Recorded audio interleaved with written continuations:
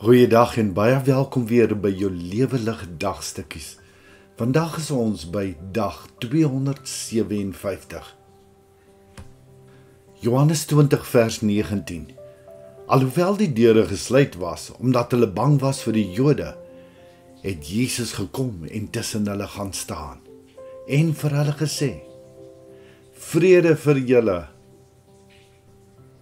Om die dood te sien as die einde van die lewe, is soos om die horison te sien as die einde van 'n plat aarde. Ons tema vandag is die onsekere tussenin. Hoe sal jy voel as ek uit asem by jou aangehardloop kom en vir jou sê dat ek 'n ruimteskip met aliens gesien het? Jy gaan dit beslis nie maklik glo nie. Dan hou ek aan en ek sê vir jou dat jy moet kom kyk waar hy geland het. Teensinnig willig jy dan in en as ons daar kom, dan is daar geen ruimteskip nie, maar tog is daar vreemde gate in die grond. Nou begin jy ook wonder. Dan kom daar nog ander mense aan wat ook sê dat hulle die ruimteskip gesien het. Nou begin jy ernstig wonder of daar nie dalk regtig 'n ruimteskip geland het nie. Die son het opgekom. Dis die dag na die opstanding. Maar niemand weet nog regtig wat aangaan nie. Die disippels het uit vrees in 'n kamer weggekruip, deure gesluit, vensters styf toegemaak.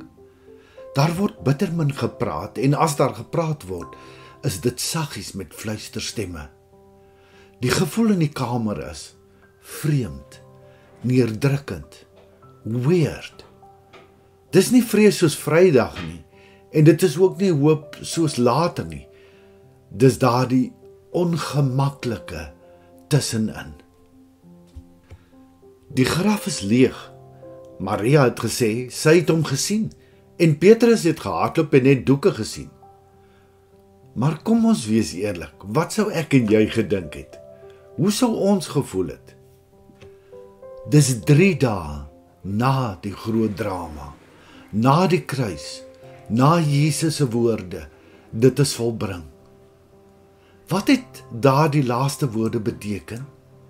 En as dit volbring is, hoekom voel alles nog so onseker? Hoe kan dit waar wees? Hierdie dag, na die opstanding, is dalk een van die mees menslike oomblikke in die Bybel. Dis daardie tyd, tussen iets het gebeur, en ek weet nie wat om daarmee te maak nie.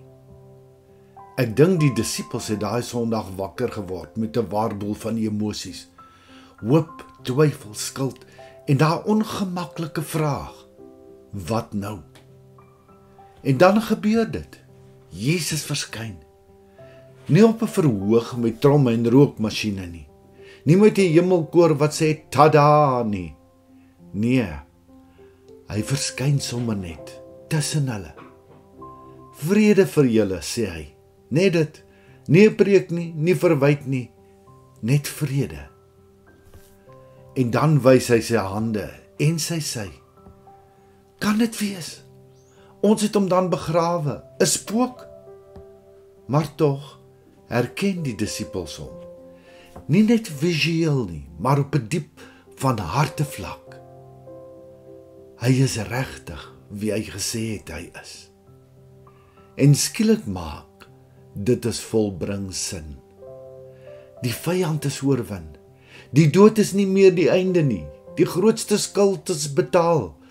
Die verhouding tussen mens en God is herstel. Die liefdeshart van God het gewen. Dit is volbring is nie net 'n mooi einde aan 'n storie nie. Dis 'n nuwe begin. Die vrede wat alle verstand te bowe gaan, kan net ons deel wees as Jesus in ons harte lewe. Iets om oor na te dink. Hoekom dink jy sukkel ons om in 'n lewe na die dood te glo? Wat kan ons begin doen om onsself voor te berei vir die ewige lewe? Hoe gaan jy vandag begin om God se wil vir jou lewe te soek? Here Jesus, dankie dat U alles werklik volbring het. Wanneer ek vergeet wat dit beteken, herinner my weer asseblief. Kom staan tussen my vrese, wanhoop en onsekerheid, en seën my ook met u vrede. Mag jy hierdie week en elke dag van jou lewe ook ervaar hoe die opgestane Jesus ook deur jou deure van onmoontlikheid instap en jou verras om ook vir jou te sê, vrede vir jou. Want jy is syne, jy is kosbaar. Liefde groete, Shalom. Om elke dag 'n dagstukkie op WhatsApp te ontvang, is jy meer as welkom om jou naam en nommer per WhatsApp na die nommer te stuur wat hier vir jou aangedui is. Jy is ook meer as welkom om ons Lewende Gemeenskap Facebookblad of ons Lewende Gemeenskap YouTube kanaal te besoek. Shalom.